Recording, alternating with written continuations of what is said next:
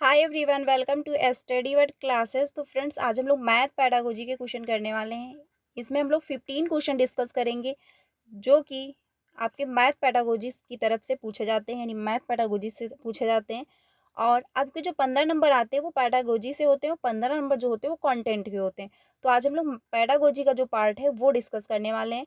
तो video important होगी, इसको लास्ट तक देखना और लास्ट में अपना स्कोर भी मेंशन करिएगा कि 15 ऑफ के कितने सही हो पा रहे हैं। ये क्लास आपको डेली 3 बजे मिलती है, तो आप इसको डेली ज्वाइन कर सकते हैं। 3 बजे की क्लास में हम लोग प्रीवियस के क्वेश्चन की प्रैक्टिस करते हैं। ऑल सब्जेक्ट के आपको जो है प्रीवियस के क्वेश्चन की प्रैक्टिस होती है 3 बजे की क्लास में। और 5 बजे की क्लास में हम लोग सोशल साइंस डिस्कस कर रहे हैं। तो अगर आप सोशल साइंस कंप्लीट करना चाहते हैं पेपर 2 के लिए, तो आप 5 बजे और 3 बजे दोनों क्लासेस ज्वाइन करिएगा। आपका चाहे पेपर 1 हो या फिर आपका चाहे पेपर 2 हो, दोनों अच्छे से क्वालिफाई हो जाएंगे, कोई प्रॉब्लम नहीं होगी। तो स्टार्ट करते हैं आज के जो क्वेश्चन है। चैनल पर पहली बार आए हो तो प्लीज़ वीडियो को लाइक करके चैनल को भी सब्सक्राइब कर लीजिएगा, क्योंकि यहाँ से आपको टीचिंग से रिलेटेड सारी अपडेट मिलती है एंड आपको सीटेट की प्रिपरेशन भी करवाई जाती है। तो स्टार्ट करते हैं आज के जो क्वेश्चन है। पहला है क्वेश्चन, इसमें बात कही गई है कि राष्ट्रीय पाठ्यचर्या रूपरेखा 2005 के अनुसार गणित के शिक्षण अधिगम में मुख्य व्यवस्थागत समस्याओं में से एक है कोष्टीकरण, यानी कि कंपार्टमेंटलाइजेशन। यह क्या दर्शाता है? तो पहला है, उनकी क्षमताओं योग्यताओं के आधार पर यहाँ एक ही कक्षा के विद्यार्थियों का विभिन्न जो है खंडों, यानी जो आपका सेक्शन में व्यवस्थित रूप से विभाजन है। या फिर प्राथमिक, यहाँ यानी कि यहाँ प्राथमिक विद्यालय और हाई स्कूल के गणित शिक्षकों के मध्य बहुत ही कम व्यवस्थित संवाद हैं। या फिर स्कूल व्यवस्था के लिए सुव्यवस्थित रूप से विभिन्न स्तरों पर शिक्षकों की नियुक्ति होती है। या फिर विद्यालय और कॉलेज के गणित के पाठ्यक्रम में जो है व्यवस्थित रूप से विभाजन है। तो क्वेश्चन नंबर जो फर्स्ट है, यानी कि इसमें बात कही जा रही राष्ट्रीय पाठ्यचर्या रूपरेखा, यानी कि एनसीएफ 2005 के अनुसार गणित के शिक्षण में मुख्य व्यवस्थागत समस्याओं में से एक है। यानी कि कौन सी जो एक समस्या है जो कोष्टीकरण को दर्शा रही है। तो क्वेश्चन नंबर जो आपका फर्स्ट है, इसमें 2 ऑप्शन हो जाएगा कि प्राथमिक विद्यालय और हाई स्कूल के गणित शिक्षकों के मध्य बहुत ही कम जो है व्यवस्थित संवाद हैं। ये कहना आपका गलत हो जाएगा, क्योंकि प्राथमिक विद्यालय जो होते हैं उसमें टीचर बच्चों से अच्छे से संवाद करता है, डिस्कशन कर रहा होता है। क्योंकि लर्निंग तभी बेहतर होगी जब टीचर बच्चा आपस में डिस्कस कर रहे होंगे, आपस में कम्युनिकेशन उनमें बना हुआ होगा। हाई स्कूल की जो गणित होती उसमें भी टीचर को संवाद करना पड़ेगा, यानी कि टीचर और बच्चा आपस में डिस्कस करेंगे, तभी एक दूसरे के पॉइंट ऑफ व्यू को समझ पाएंगे, तभी जो है हर बातें जो है हर डाउट वो क्लियर हो पाएंगे। तो ये कहना गलत हो जाएगा कि मध्य बहुत ही कम संवाद व्यवस्थित संवाद है। आंसर जो होगा वो सेकंड ऑप्शन सही हो जाएगा। बाकी जो ऑप्शन है आपके सही होंगे, यानी कि इसके अकॉर्डिंग जो है आपका सेकंड ऑप्शन सही है, बाकी ऑप्शन जो है वो भी सही है कि विद्यालय और कॉलेज के गणित के पाठ्यक्रम में व्यवस्थित रूप से विभाजन।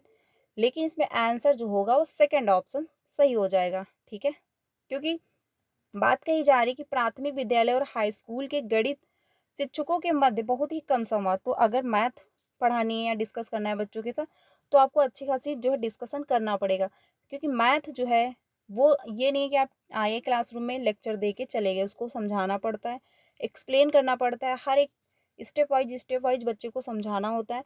अगर एक मेथड से नहीं समझ में आया तो दूसरा मेथड अप्लाई करना पड़ रहा होता है, तो उसके लिए संवाद जरूरी है। आंसर जो होगा सेकंड ऑप्शन सही हो जाएगा। अगले क्वेश्चन पे चलते हैं। अगला है क्वेश्चन नंबर 2। इसमें बात कही गई है, निम्नलिखित में से कौन सा कथन गणित में मानकीकृत परीक्षाओं के लिए सर्वाधिक उपयुक्त है, यानी टेस्ट के लिए, मानकीकृत टेस्ट के लिए जो है मतलब सर्वाधिक उपयुक्त है। तो मानकीकृत जो परीक्षाएं होती वो सभी के लिए एक जैसी, यानी कि बच्चे को देखने में प्रॉब्लम है तो भी आप उससे लिखित टेस्ट ले रहे हो, बच्चे को सुनने में समस्या है तो भी आप लिखित टेस्ट ले रहे हो, यानी बच्चे को लिखने में प्रॉब्लम, देखने में प्रॉब्लम है तो भी क्या कर रहे हो आप लिखित, यानी सभी से एक ही जैसे टेस्ट ले रहे हो। ये नहीं कि बच्चे को अगर प्रॉब्लम है तो उसकी नीड के अनुसार आप उसमें अनुकूलन कर पाओ, आप उसमें चेंजमेंट कर पाओ, ऐसा इसके अंतर्गत नहीं होता है। सभी के लिए एक ही रूल फॉलो करने पड़ते हैं, जो कि अच्छा नहीं माना जाता है, क्योंकि एनसीएफ भी कहता है, यानी इंक्लूसिव एजुकेशन भी कहता है कि आपका हर बच्चे की नीड के अनुसार आपको पढ़ाना है, हर बच्चे की नीड के अनुसार आपको थोड़ा बहुत चेंजमेंट लाना है अपने पाठ्यक्रम में। लेकिन मानकीकृत परीक्षाएँ होती हैं उसमें कोई चेंजमेंट नहीं होता है, सभी बच्चे के लिए एक ही जैसे रूल फॉलो करने पड़ते हैं, ठीक है? पहला ऑप्शन है इन परीक्षाओं यानी टेस्ट की व्यक्तिनिष्ठा उन्हें संदर्भात्मक बनाती है, या फिर इन परीक्षाओं को केवल कम आबादी पर ही संचालित कर सकते हैं, यानी कम आबादी यानी कम लोग हों उस पर ही आप अप्लाई कर सकते हैं, या फिर ये बहुत अधिक रूप से पक्षपाती होते हैं, या फिर ये बच्चों की क्षमता का समग्र जो है चित्र प्रस्तुत नहीं करते। तो क्वेश्चन नंबर जो 2 है इसमें 4 ऑप्शन होगा कि ये जो है बच्चों की क्षमता का समग्र चित्र प्रस्तुत नहीं करते, क्योंकि सभी के लिए क्या एक जैसा रूल फॉलो हो रहा होता है। मान के चलिए किसी बच्चे को पता है, आंसर उसको आ रहे हैं, लेकिन आपने लिखित परीक्षा ले ली और उसको लिखने में प्रॉब्लम है, तो क्या वो टेस्ट में क्वालिफाई हो पाएगा? क्या वो जो उसको पता था वो लिख पाएगा? नहीं लिख पाएगा। जिस बच्चे को देखने में प्रॉब्लम है, अगर आप उससे ये कह रहे हो कि आप लिखित टेस्ट दो, तो उसको देखने में प्रॉब्लम पहले से, वो लिख ही नहीं पाएगा, ना वो समझ पाएगा। तो बच्चे को आता हुआ भी बच्चा जो है अपने आप को एक्सप्लेन नहीं कर पा रहा होता है इस टेस्ट के दौरान, क्योंकि उसकी नीड के अनुसार आप परिवर्तन नहीं कर रहे हो। मान के चलिए जिस बच्चे को लिखने में प्रॉब्लम है, तो आप उससे सुन सकते हो। जिस बच्चे को देखने में प्रॉब्लम है, आप उससे भी सुन लो। तो क्या होगा, इससे बच्चा एक्सप्लेन कर पाएगा जिस बच्चे को पता होगा। तो हर बच्चे की क्षमता का जो है समग्र चित्र प्रस्तुत नहीं हो पाता है। इसके द्वारा ये नहीं पता चल पाता है कि हर बच्चा जो है वो कितना सीख चुका है, उसका ग्रो कितना हो चुका है और कितना वो ग्रो कर सकता है, ठीक है? आंसर जो होगा वो 4 ऑप्शन होगा, क्योंकि इसके अंतर्गत सभी के लिए एक ही रूल फॉलो करना होता है। मान के चलिए जिस बच्चे को दिक्कत है, लिखने में प्रॉब्लम है या फिर समझने में समस्या है, डिसलेक्सिया वगैरह है, तो क्या उसके लिए भी टाइम फिक्स है कि इतने यानी 2 घंटे में आपको फाइनल कर देना है, टेस्ट पूरा कंप्लीट कर देना है। लेकिन क्या है कि आप जब सीटेट का फॉर्म अप्लाई किए होंगे तो उसमें भी पूछा जाता है कि आप किसी प्रकार की डिसेबिलिटी तो नहीं है, क्योंकि इसके लिए आपको एक्स्ट्रा टाइम दिया जा रहा होता है, ठीक है? तो इसीलिए क्या है, हर बच्चे की नीड के अनुसार जो है पाठ्यक्रम में परिवर्तन किया जाता है। सबकी नीड के अनुसार जो है उसकी आवश्यकताएं पूरी की जा रही होती है। तो अगर किसी में डिसेबिलिटी होती है तो उसको क्या है, उस व्यक्ति को एक्स्ट्रा टाइम दिया जाता है। लेकिन मानकीकृत जो परीक्षण होता है, इसमें किसी को भी कोई एक्स्ट्रा टाइम नहीं दिया जाता, सभी के लिए एक जैसा रूल फॉलो किया जा रहा होता है, ठीक है? तो ये ध्यान रखना, ये अच्छा टेस्ट आपका नहीं माना जाता है। आंसर जो होगा वो 4 ऑप्शन सही हो जाएगा, ठीक है? आंसर नंबर जो है 4 सही होगा, यानी कि क्योंकि इसमें बात कही गई मानकीकृत परीक्षाओं के लिए सर्वाधिक उपयुक्त है, तो ये आपका आंसर हो जाएगा। बाकी जो है व्यक्ति निष्ठा उन्हें संदर्भात्मक बनाती है, केवल कम आबादी पर ही संचालित कर सकते हैं, ये नहीं होगा, इसमें बहुत ज़्यादा लोग जो है इंक्लूड हो सकते हैं। बाकी ये बहुत अधिक रूप से पक्षपाती होता है, तो हो सकता है, लेकिन आंसर जो होगा आपका 4 ऑप्शन सही हो जाएगा, ठीक है? क्योंकि इसके द्वारा आप बच्चे की क्षमता नहीं पता लगा सकते कि बच्चे की कितनी क्षमता है, कितना वो सीख सकता है, कितना वो किस क्षेत्र में जो है बेस्ट है, ठीक है? आंसर जो होगा 4 ऑप्शन सही हो जाएगा। अगले क्वेश्चन पे चलते हैं। अगला है क्वेश्चन नंबर 3। अगला जो क्वेश्चन है इसमें बात कही गई है, एक बच्चा योग और घटाव के प्रश्न निम्नलिखित प्रकार से करता है।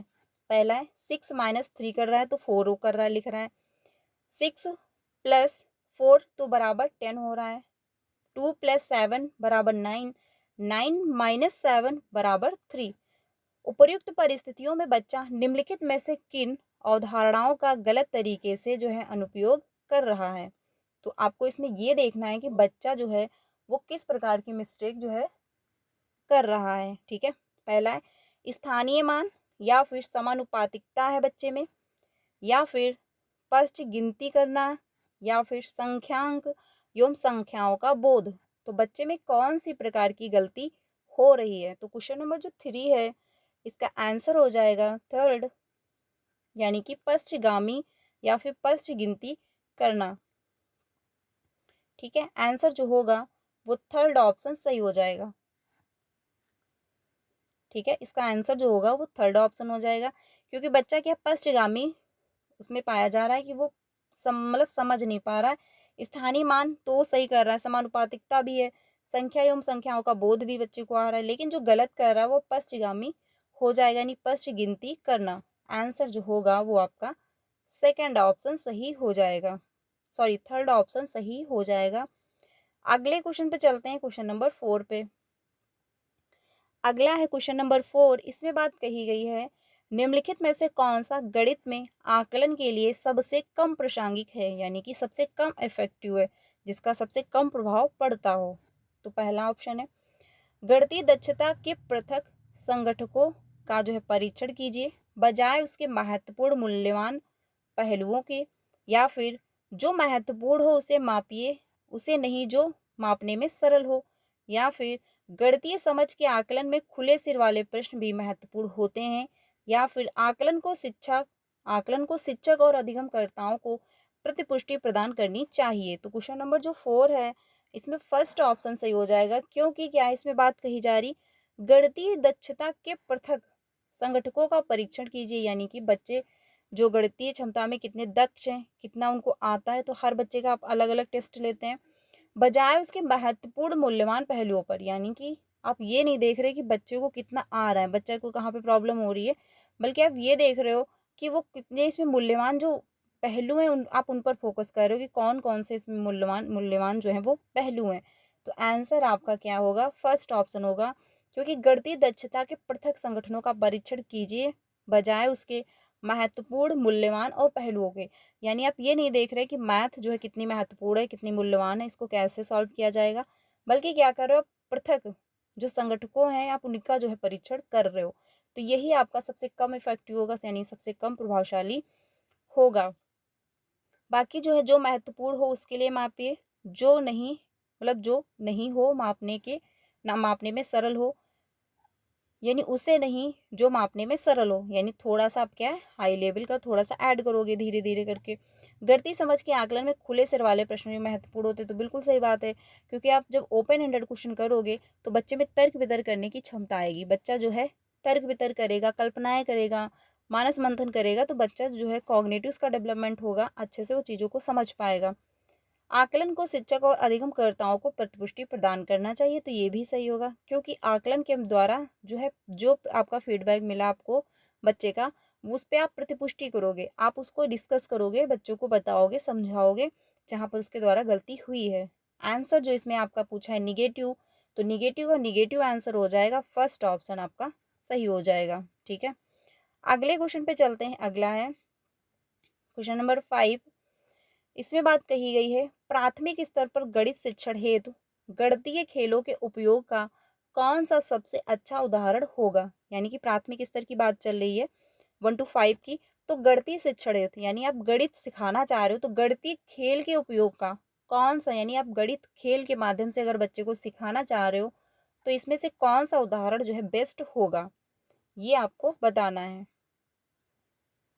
तो क्वेश्चन नंबर 5 है, इसमें बात कही गई है, पहला है जो बच्चों को संख्या अंक लिखे हुए कुछ खिलौने देकर स्वयं जो है खेलने की अनुमति देना, यानी कि बच्चे स्वयं से वो खेलें, तो ये आपका आंसर नहीं होगा, क्योंकि बच्चों को संख्या अंक लिखे हुए कुछ खिलौने आप दे करके क्या कह रहे हो, बच्चा स्वयं से खेलने की अनुमति बच्चे को देना, तो ये आपका जो है सही नहीं होगा। अगला है अवधारणाओं के निर्माण हेतु शिक्षक शिक्षिका प्रतिदिन मतलब प्रतिदिन की पाठ योजना में गणितीय पहेलियों और आकृतियों, पत्थरों जो है डंडियों और सामग्रियों का उपयोग करते हुए गणितीय खेलों को सम्मिलित करता या फिर करती है। तो आंसर आपका जो है वो सेकंड ऑप्शन सबसे बेस्ट है, क्योंकि इसमें पहेलियों को भी ऐड किया जा रहा है, आकृतियों को भी ऐड किया जा रहा है, पत्थरों यानी जो पत्थर से बच्चों को क्या पता चलेगा कि कितनी गिनतियां हैं, काउंट करने में उसको आसानी होगी, प्रतिदिन की पाठ योजना में जो है इंक्लूड कर रही है टीचर, तो ये आपका जो है बेस्ट होगा, क्योंकि बच्चा डेली जो है सीख रहा है हर चीज़ों को।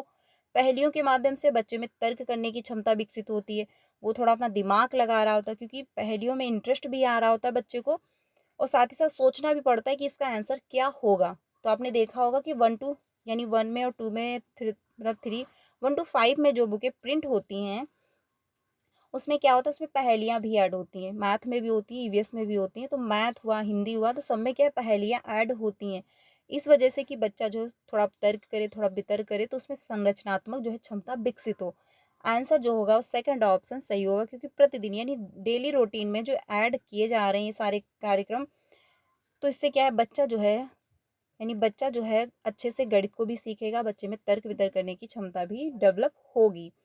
अगला जो है शिक्षिका खेलों के मैदान में गणित का जो है शिक्षण कर रही है, तो गणित के मतलब खेलों के मैदान में गणित का अगर शिक्षण करेगी तो ये जो है ये जो है कम इफेक्टिव होगा।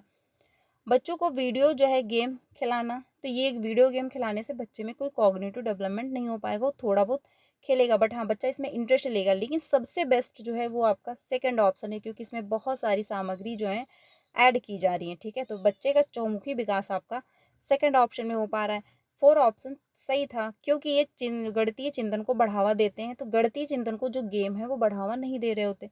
बच्चे का कॉग्निटिव डेवलपमेंट तो हो रहा होता है, उसमें थोड़ा बहुत बच्चे को दिमाग लगाना पड़ रहा होता है, लेकिन सबसे बेस्ट क्या है वो सेकंड ऑप्शन है। ठीक है, क्योंकि इसमें डेली प्रतिदिन रूटीन में लिया जा रहा है पहेलियों को, आकृतियों को, पत्थरों को, तो बहुत सारी सामग्रियां जो इसमें प्रयोग की जा रही हैं। तो बच्चे को अगर एक मेथड से नहीं समझ में आ रहा है तो सेकंड से आ गए, सेकंड से नहीं आ रहा तो थर्ड मेथड से समझ में आएगा, यानी बच्चे को समझ में आएगा।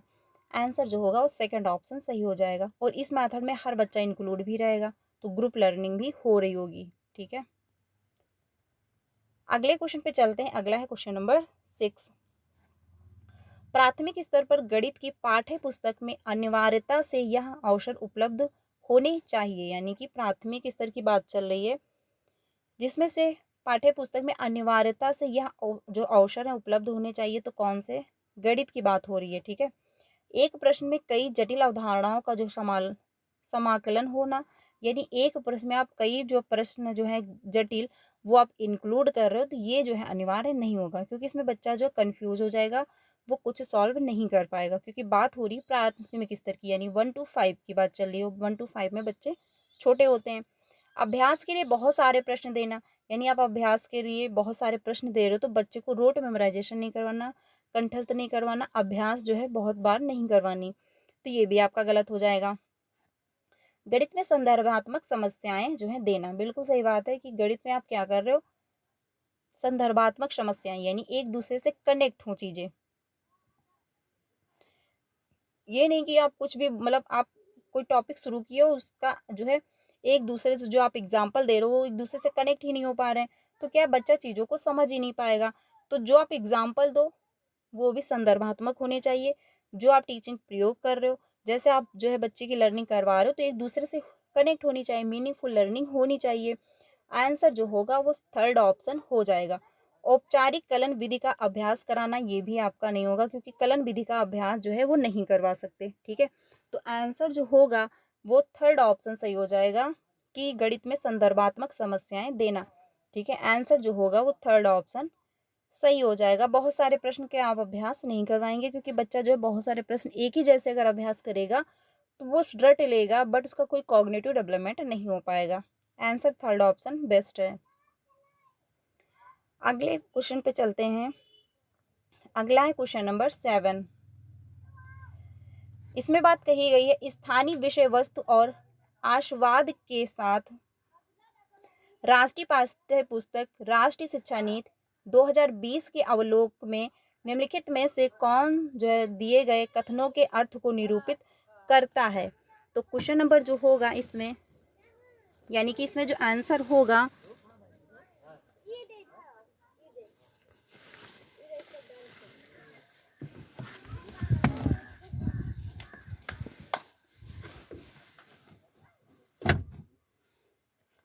इसमें जो आंसर हो जाएगा आपका राष्ट्रीय मतलब स्थानीय विषय वस्तु और आशावाद के साथ राष्ट्रीय पाठ्य पुस्तक राष्ट्रीय शिक्षा नीति 2020 यानी 2020 के अवलोक में निम्नलिखित में से कौन सा दिए गए कथनों के अर्थ को निरूपित करता है। तो पहला है शिक्षक को बच्चों की स्थानीय भाषा में केवल मौखिक प्रश्न ही पूछने चाहिए, यानी कि अगर आप बच्चे से मतलब स्थानीय भाषा उसके बारे में जानना चाह रहे हो तो क्या करो, आप सिर्फ और सिर्फ मौखिक जो है क्वेश्चन पूछ रहे हो। या फिर सभी स्कूली पाठ्य पुस्तकों का हिंदी भाषा में अनुवाद किया जाना, यानी जो सभी स्कूली पाठ्य पुस्तक हैं उसका आप हिंदी में ट्रांसलेट कर रहे हो। या फिर पाठ्य पुस्तकों को इस तरह से तैयार करना चाहिए जो कि विद्यार्थियों और समुदायों की आवश्यकताओं के जो है मुताबिक हों। या फिर पाठ्य पुस्तकों में स्थानीय संदर्भों और आवश्यकताओं के अनुसार वंचित बारीकियों और पूरक सामग्री को शामिल करना चाहिए। तो क्वेश्चन नंबर जो 7 है इसमें जो है सही विकल्प का चयन कीजिए। तो क्वेश्चन नंबर 7 में होगा ऑप्शन 4 सही, क्योंकि सी और डी जो हैं वो ऑप्शन सही हैं, बाकी जो हैं ऑप्शन ए और बी वो गलत हो जाएंगे। सी में बात कही गई है, पाठ्य पुस्तक को इस तरह से तैयार करना चाहिए जो विद्यार्थियों और समुदायों की आवश्यकताओं के मुताबिक हो। बिल्कुल सही बात है कि आप पाठ्य पुस्तक ऐसे प्लान कर रहे हो जो बच्चा समझ पाए और साथ ही साथ समुदाय की जो आवश्यकताएं हैं, जो नीड है, उनको भी जो है सॉल्व किया जा सके, उनको भी ध्यान में रखा जाए। तो आंसर जो है वो थर्ड ऑप्शन सही है। डी में बात कही गई, पाठ्य पुस्तकों में स्थानीय संदर्भों और आवश्यकताओं के अनुसार, यानी कि बच्चे की जो नीड है, जो उसकी ज़रूरत है, आप उसको ध्यान में रख रहे हो।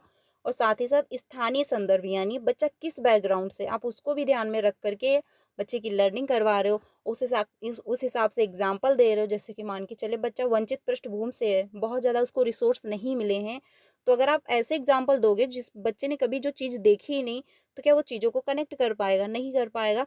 तो इसलिए जब हम क्लासरूम में एग्जाम्पल दे रहे होते हैं, उदाहरण दे रहे होते हैं, तो हमको ये भी ध्यान में रखना होता है कि बच्चा किस बैकग्राउंड से, बच्चा कैसे जो है एग्जाम्पल समझ पाएगा, कैसे जो उदाहरण उसके सामने जो प्रेजेंट किए जाएँ, जो बच्चा चीज़ों को कनेक्ट कर पाए। तो ये भी आप ध्यान रखोगे। बच्चे की जो आवश्यकताएं हैं वो भी आप ध्यान में रखोगे। बारीकियों और पूरक सामग्री को शामिल करना चाहिए, तो बिल्कुल सही बात है। सी और डी जो है ऑप्शन सबसे बेस्ट है। आपका फर्स्ट जो है, शिक्षक को बच्चों की स्थानीय भाषा में केवल मौखिक, तो केवल मौखिक आप प्रयोग नहीं करेंगे। जैसे मान के चलिए किसी बच्चे को बोलने में ही समस्या हो रही है, वो अच्छे से मतलब उसको आता हुआ भी कभी कभी ये होता है कि क्लासरूम में बच्चे खड़े होकर के अपने आप को एक्सप्लेन नहीं कर पा रहे होते, वो क्वेश्चन का आंसर नहीं दे पा रहे होते, क्योंकि उनको लगता है कि अगर मेरे मुंह से कुछ गलत निकल गया तो मेरी इंसल्ट हो जाएगी। तो आप मौखिक रूप से भी बच्चे से जो है प्रश्न नहीं कर सकते। हो सकता बच्चे में इतना कॉन्फिडेंस ना हो कि वो क्लास में खड़ा होकर के अपने आप को एक्सप्लेन कर पाए, या फिर आपके क्वेश्चन को जो है अप्लाई कर पाए, यानी आपके क्वेश्चन का आंसर दे पाए। तो बच्चे से क्या लिखित रूप में आप कुछ जो है क्वेश्चन कर लेंगे, पूछ लेंगे, तो एक ही जैसा जो है सभी के लिए फूल जो है रूल लागू नहीं होगा। सभी स्कूल पाठ्य पुस्तकों का हिंदी में, यानी आप सभी लाइन जो पाठ्य पुस्तक है आप उसको हिंदी में ही ट्रांसलेट कर रहे हो, तो ये भी कहना गलत होगा, क्योंकि कुछ बच्चे ऐसे होंगे जिनको इंग्लिश बहुत अच्छी आती होगी, तो उनके लिए क्या है प्रॉब्लम क्रिएट हो जाएगी। तो हमको हर बच्चे की क्या है मदर टंग को ध्यान में रखना है कि बच्चे की मदर टंग क्या है उसमें आप ट्रांसलेट करोगे, जिससे बच्चा कंफर्टेबल हो और बच्चा अच्छे से चीज़ों को कनेक्ट कर पाए। तो ये भी नहीं होगा। आंसर जो होगा वो सी और डी है, यानी 4 ऑप्शन सही हो जाएगा, क्योंकि इसमें सारी बातों की, यानी इस बच्चे को ध्यान में रख करके सारी उसी के अनुसार एक्टिविटी जो है वो प्लान की जा रही है। ठीक है, आंसर जो होगा 4 ऑप्शन मच बेटर है, 4 ऑप्शन सही हो जाएगा। अगले क्वेश्चन पे चलते हैं। अगला है क्वेश्चन नंबर 8। क्वेश्चन नंबर 8 में बात कही गई है, कक्षा 5 के एक विद्यार्थी को जब भिन्नों जैसे कि 3/10 और 7/10, 15/10 इत्यादि को दशमलव संख्याओं में बदलने के लिए कहा जाता है, तो वो क्या है ऐसे बदल रहा है, यानी ऐसे लिखता है। इस गलत अवधारणा के लिए सबसे अच्छा जो है स्पष्टीकरण इनमें से कौन सा होगा? तो पहला है, कक्षा में उसका जो है लापरवाह रवैया है, कि बच्चा जो है क्लासरूम में क्या है लापरवाह है। तो अगर वो लापरवाह होता तो वो ये ना लिख पा रहा होता, लेकिन बच्चा क्या है वो लिख पा रहा है, तो बच्चा लापरवाह नहीं होगा। वह अंश और हर को जोड़कर दशमलव को प्राप्त संख्या के 2 अंकों के बीचों बीच जो है लगा रहा या फिर रही है। तो क्वेश्चन नंबर जो है 2 ही होगा, यानी कि बच्चा जो है अंश और हर को जोड़ रहा है, दशमलव को प्राप्त जो संख्या है उसको क्या कर रहा है दोनों अंकों के बीच, यानी बीचों बीच में लगा रहा है, जैसे कि यहाँ पर। ठीक है, वो निकाल रहा है दशमलव, फिर जो है उसके बीच में उनको ऐड कर रहा है, उनको क्या है लिख रहा है। तो आंसर जो होगा वो सेकंड ऑप्शन सही हो जाएगा। वह एक अलग प्रकार की गणितीय कलन विधि का प्रयोग कर रहा है, ये नहीं कि वो एक अलग प्रकार का मेथड प्रयोग कर रहा है, वो सॉल्व कर रहा है, लेकिन क्या है जो दशमलव निकल रही हैं संख्याएं वो उनको उसी में लिख रहा है। ठीक है, वह गणित से डरा हुआ है, तो बच्चा जो है वो डरा हुआ नहीं है, क्योंकि वो सॉल्व कर पा रहा है, बस उसको क्या है उसको समझ में नहीं आ रहा कि लिखना इसको कैसे। ठीक है, तो त्रुटि कर रहा है, ये अभी आपका नहीं होगा कि बच्चा तो त्रुटि कर रहा है, क्योंकि बच्चा क्वेश्चन को सॉल्व कर पा रहा है। आंसर जो होगा वो सेकंड ऑप्शन सही हो जाएगा। ठीक है, क्योंकि बच्चा अगर डरा हुआ होता तो क्वेश्चन को सॉल्व भी ना कर पा रहा होता, बिल्कुल भी कुछ भी ना कर पाता, लेकिन बच्चा क्वेश्चन को सॉल्व कर पा रहा है। आंसर जो होगा वो सेकंड ऑप्शन सही हो जाएगा। ये क्वेश्चन इंपॉर्टेंट है, क्योंकि ऐसे क्वेश्चन पूछ लेते हैं कि बच्चा जो है कभी कभी अंश और हर को जोड़ने में बच्चा अंश अंश को जोड़ देता है, हर हर में जोड़ना होता है, तो ऐसे भी क्वेश्चन पूछ लिए जाते हैं, तो इम्पोर्टेंट है, ध्यान रखिएगा। ठीक है, अगले क्वेश्चन पे चलते हैं 9 पे। अगला है क्वेश्चन नंबर 9। इसमें बात कही गई एक शेष यानी शेषफल जो है सर्वदा भाजक से कम होता है। प्राथमिक स्तर के विद्यार्थियों को यह समझाने के लिए निम्नलिखित में से कौन सी प्रणाली जो है विधि जो है सर्वाधिक जो है उपयुक्त है, यानी कि जो भाजक होता है वो क्या है, हमेशा शेष फल से कम रहता है।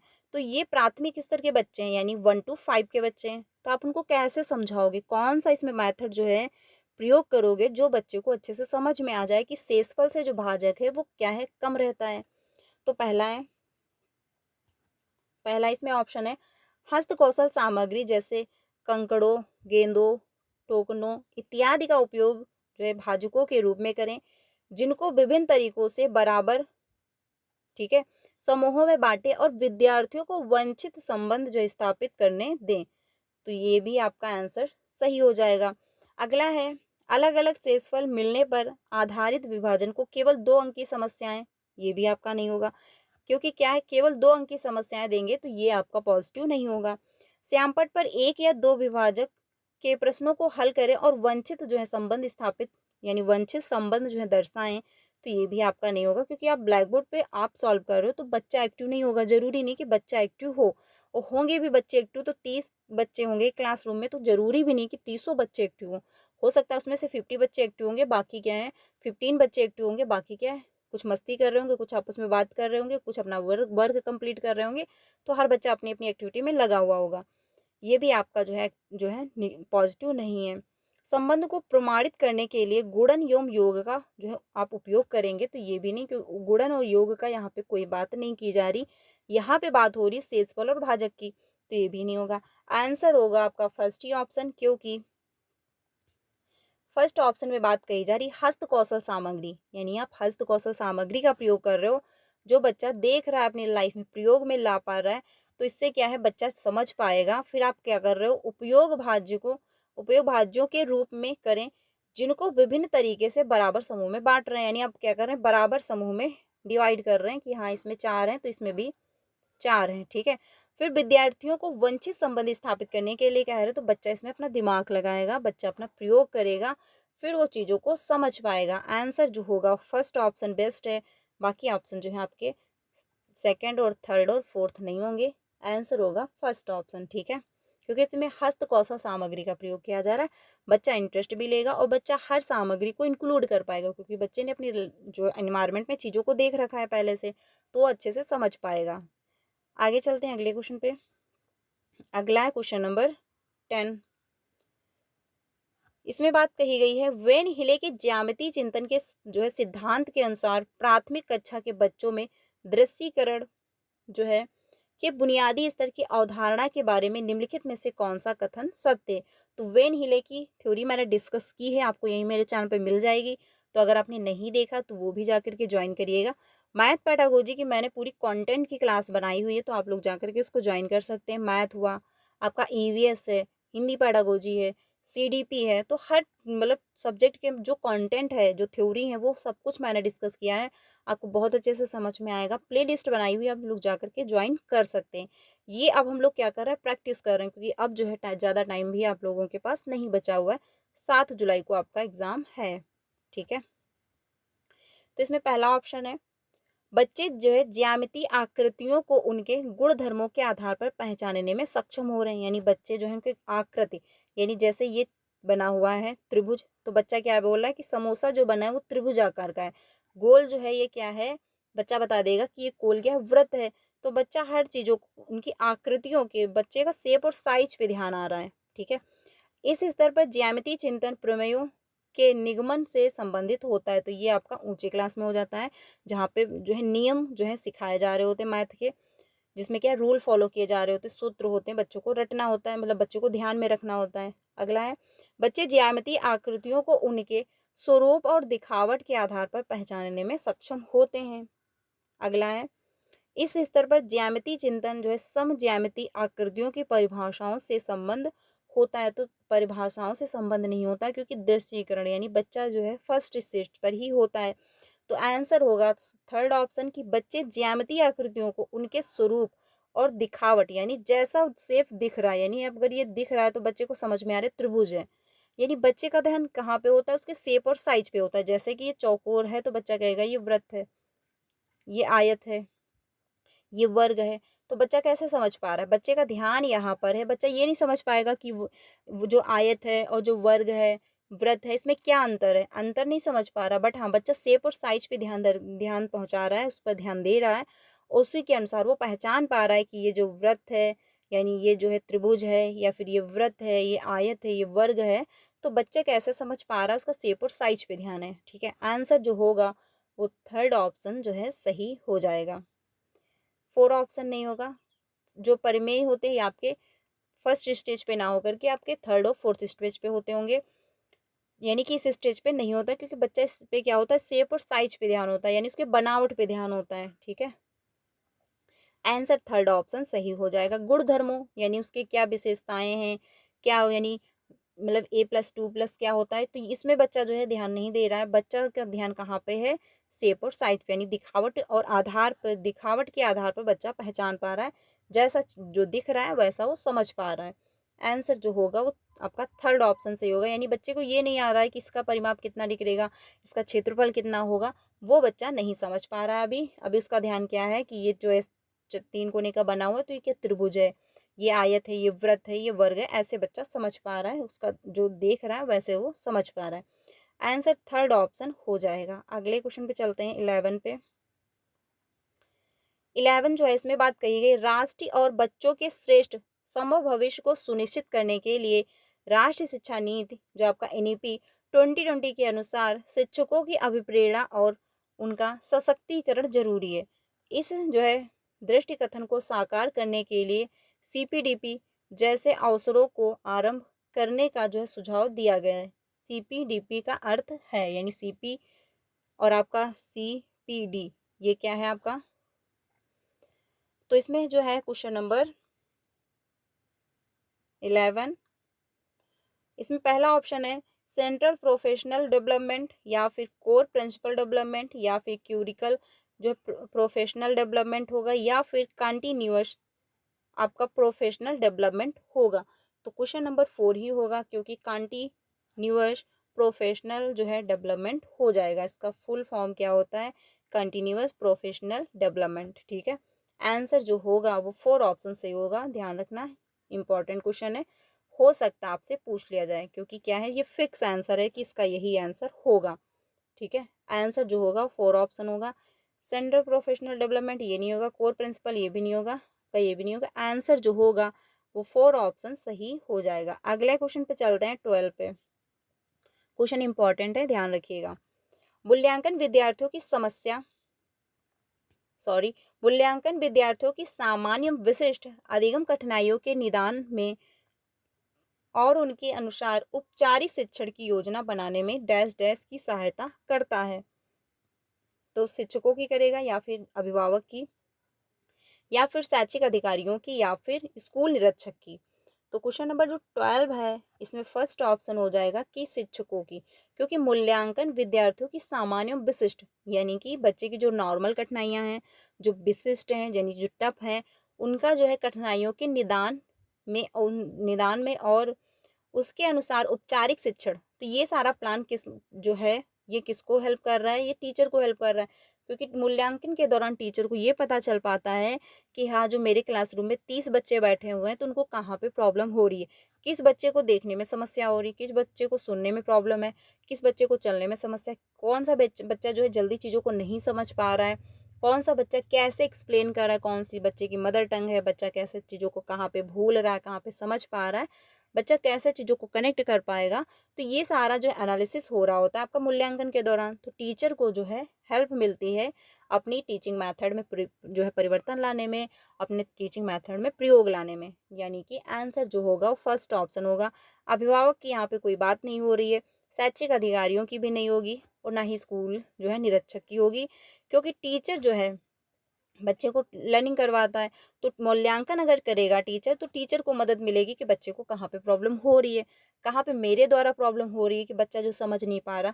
तो एनालिसिस के माध्यम से टीचर एंड बच्चे दोनों की एक्टिविटी का पता चल रहा होता है कि कहाँ पे प्रॉब्लम हो रही है, इस वजह से लर्निंग बेहतर नहीं हो पा रही है। ठीक है, आंसर जो होगा वो फर्स्ट ऑप्शन सही हो जाएगा। अगले क्वेश्चन पे चलते हैं। अगला है, इसमें कहा गया है NCERT के अनुसार कक्षा 1 के विद्यार्थियों के लिए निम्नलिखित में से कौन सा एक अधिक प्रतिफल नहीं है। तो पहला है 50 तक की संख्याओं को पहचानना और लिखना, या फिर पुनर्स पुनर्स समूहीकरण के बिना 20 तक की संख्याओं को जो है जोड़ना और घटाना।